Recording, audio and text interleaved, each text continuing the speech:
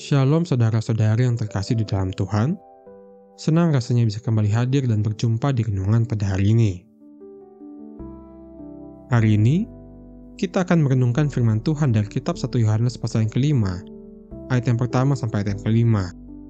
Dengan judul renungan hari ini, merencanakan untuk menang.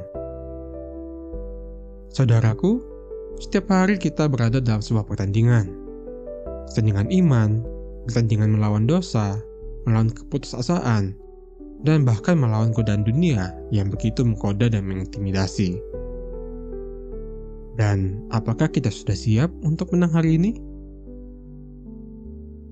Sebelum kita memulai renungan hari ini, mari kita awali dengan berdoa.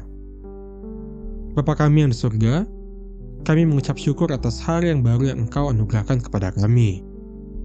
Pada saat ini, kami mau datang dengan kerinduan untuk mendengar suara-Mu dan merenungkan firman-Mu. Bimbinglah hati dan pikiran kami agar terus terbuka terhadap kebenaran firman-Mu. Ajar kami untuk melihat iman yang hidup, kasih yang taat, dan semangat untuk merencanakan kemenangan bersama Engkau. Kiranya setiap kata dalam renungan hari ini membangun iman kami, memperkuat ketaatan kami, dan menuntun kami hidup dalam kemenangan rohani melalui Yesus Kristus. Di dalam nama Tuhan Yesus Kristus, kami berdoa dan mengucap syukur. Amin.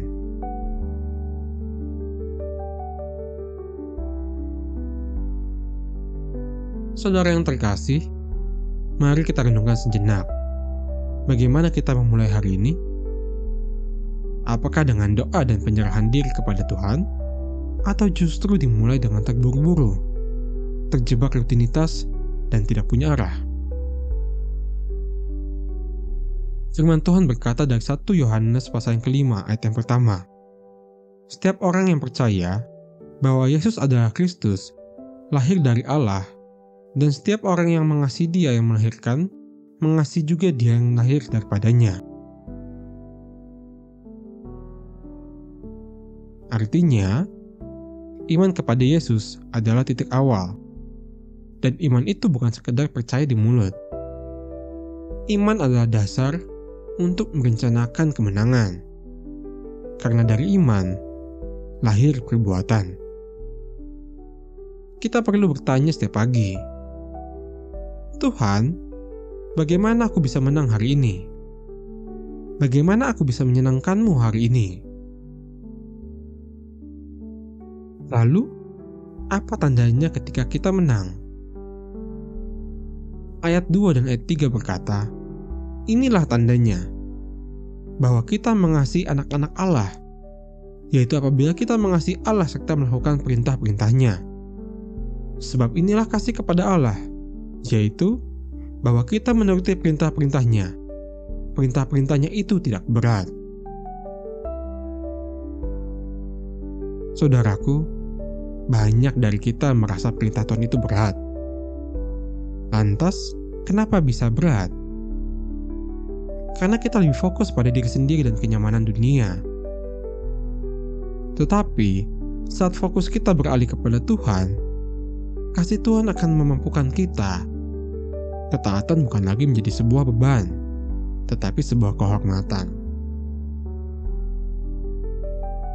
Ayat 4 dan ayat 5 memberi kesimpulan kuat yang berkata, sebab semua yang lahir dari Allah mengalahkan dunia. Dan inilah kemenangan yang mengalahkan dunia, iman kita. Siapakah yang mengalahkan dunia, selain daripada dia yang percaya bahwa Yesus adalah anak Allah? Dunia bisa menganggap kita gagal. Gagal karena tidak kaya, gagal karena tidak populer, dan sebagainya. Tetapi bagi Allah, pemenang adalah mereka yang beriman dan taat. Mereka yang tetap berjalan dalam terang, meski dunia menertawakan. Dan mereka yang tetap setia, meski semua orang memilih jalan pintas, yang melanggar perintah Allah. Saudara yang terkasih, mari kita lihat fenomena yang terjadi belakangan ini. Di tengah gelombang PHK besar-besaran, banyak anak Tuhan tetap memilih bekerja dengan integritas, tidak melakukan korupsi, tidak melakukan kecurangan, meskipun penghasilannya kecil.